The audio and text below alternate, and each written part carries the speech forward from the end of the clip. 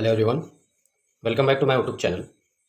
आज के हमारे इस इम्पोर्टेंट वीडियो में हम परमाणुकता किसे कहते हैं या परमाणुकता क्या होता है उसको समझने वाले हैं।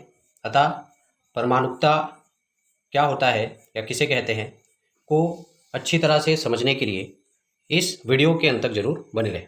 तो चलिए बिना देरी के आज का हमारा यह इम्पोर्टेंट वीडियो शुरू करते हैं और समझते हैं कि परमाणुकता किसे कहते हैं। परमाणुकता की जो परिभाषा है वह निम्न प्रकार से व्यक्त किया जा सकता है। किसी तत्व या पदार्थ के एक अणु में उपस्थित परमाणुओं की संख्या उस तत्व की परमाणुकता कहलाता है। ठीक है, परिभाषा में क्या बोला जा रहा है, क्या कहा जा रहा है? तो किसी तत्व या पदार्थ के एक अणु में उपस्थित परमाणुओं की जो संख्या होती है उसे उस तत्व की क्या कहते हैं? परमाणुकता कहते हैं, या उस तत्व का परमाणुकता कहलाता है। ठीक है, इतना तो आप सभी जानते ही हैं कि किसी भी तत्व या पदार्थ का जो निर्माण है वह अणुओं के संयोजन से होता है, और अणुओं का जो निर्माण है वह परमाणुओं के संयोजन से होता है। ठीक है, इतना आप सभी जानते हैं। ठीक है, तो किसी पदार्थ या तत्व के एक अणु में परमाणुओं की जितनी मात्रा होती है या जितनी संख्या होती है उसे ही क्या कहा जाता है? परमाणुकता कहा जाता है। ओके, आशा करता हूँ आप लोगों को परमाणुकता की यह परिभाषा अच्छे से समझ में आई होगी।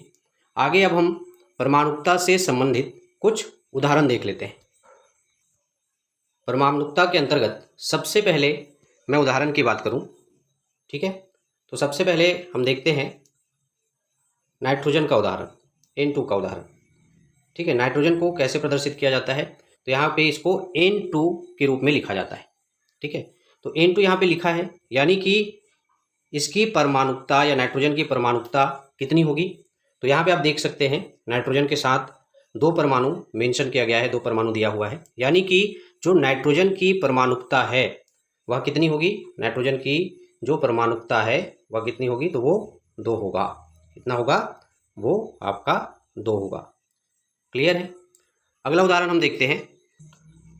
हमारा दूसरा जो उदाहरण है वह है हाइड्रोजन का। ठीक है, तो हाइड्रोजन को कैसे लिखा जाता है? तो H2 लिखा जाता है।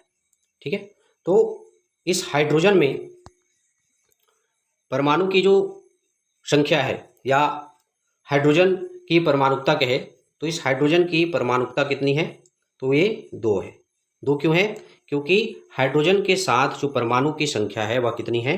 2 है। अतः हाइड्रोजन की जो परमाणुकता है वह कितनी होगी? वो 2 होगी। क्लियर है? हम एक अगला उदाहरण भी देख लेते हैं। अगला उदाहरण में हम लेते हैं कार्बन को। ठीक है, अब कार्बन के साथ या कार्बन के एक अणु में उपस्थित परमाणु की जो संख्या होती है वो कितनी होती है? वो 1 होती है। ठीक है, कार्बन के एक अणु में उपस्थित परमाणु की संख्या कितनी होती है? तो वो 1 होती है।